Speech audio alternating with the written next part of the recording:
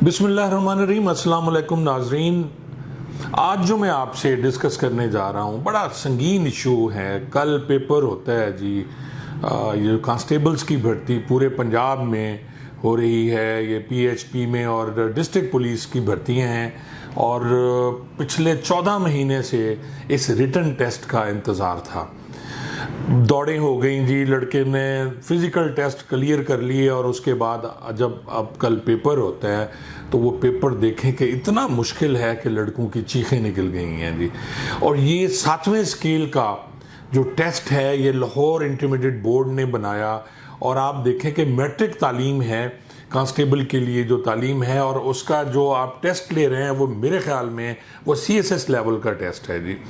और आप हैरान होंगे कि जी 86,000 लड़कों ने ये टेस्ट दिया है और 500 रुपया फ़ीस थी। आप अगर वो रकम कैलकुलेट कर लें तो कुछ 4 करोड़ 30 लाख रुपए जो हुकूमत के ख़जाने में जाती है। और फिर आप देखें कि जी कहाँ कहाँ से लोग, ये इन्होंने को 163 सेंटर्स बनाए थे जिसमें गुजरांवाला, लाहौर और भावलपुर में। खानेवाल के जो लड़के थे वो भावलपुर देने गए जी अपना टेस्ट, और जो विहाड़ी के थे वो भावलपुर गए, कोटद्दू के भावलपुर में गए। तो आप देख लें कि इनकी मैं तो कमीनगी कहूँगा कि उसके बाद मैं अभी आपको एक क्लिप दिखा रहा हूँ, कोई एडिशनल आईजी साहब हैं वो कह रहे हैं, आप देखें कि वो क्या कहते हैं जी। सुनिए आप जी। तो उनसे भी ज़्यादा जल्दी है। अच्छा सर, ये जो रिटन टेस्ट होगा इसकी नोयत क्या है? आई मीन ऑब्जेक्टिव बेस होता है या सब्जेक्टिव बेस होता है? टेस्ट की काइंडली नोयत क्या होती है?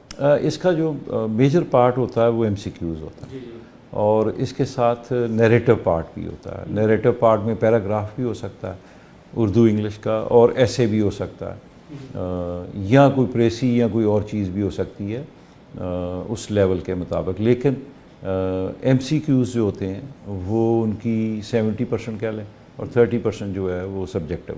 अब एडिशनल आईजी साहब का जो आपने बयान सुना एक इंटरव्यू में, वो कह रहे हैं कि जी जो टेस्ट होगा, पेपर होगा कांस्टेबल्स के लिए, उसमें 70% MCQs होंगे और 30% जो है वो बाकी, जिसमें उर्दू ऐसे राइटिंग है, इंग्लिश ऐसे राइटिंग है, या इस्लामियात से मुतल्लिका कुछ क्वेश्चंस होंगे, वो 30% होंगे। लेकिन जो पेपर मैंने देखा है उसमें मोर देन 70% जो हैं वो ऐसे राइटिंग, इंग्लिश और इस्लामियात के क्वेश्चंस हैं, और बाकी जो 30% हैं वो MCQs हैं। तो ये कौम के बच्चों के मुस्तकबिल से खेला जा रहा है, कोई पूछने वाला नहीं है।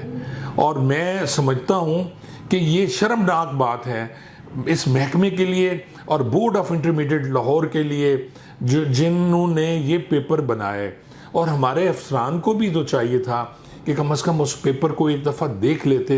एडिशनल आईजी लेवल या किसी और लेवल पे सीनियर रैंक जो है वो पेपर को देखता और उसके बाद इस पेपर को उसका एग्ज़ाम लिया जाता।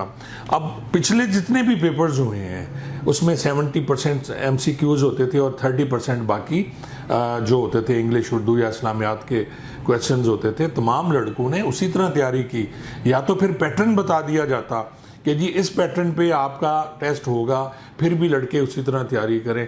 तो मेरी अरबाब इख्तियार से ये गुजारिश है, पुरजोर मुतालबा है मेरा कि इस पेपर को कैंसिल करें और दोबारा नए सिरे से इस पेपर को लेना चाहिए। 86,000 बच्चे जो 14 माह से इंतज़ार कर रहे थे, उनमें कई और एज हो जाएंगे, तो ये सरासर ज़्यादती है। मेरी वज़ीर आला पंजाब से दरख्वास्त है इस पे ख़ुद नोटिस लें और फौरी तौर पे ये पेपर जो कल हुआ है इसे मनसूख करा के दोबारा लें। शुक्रिया।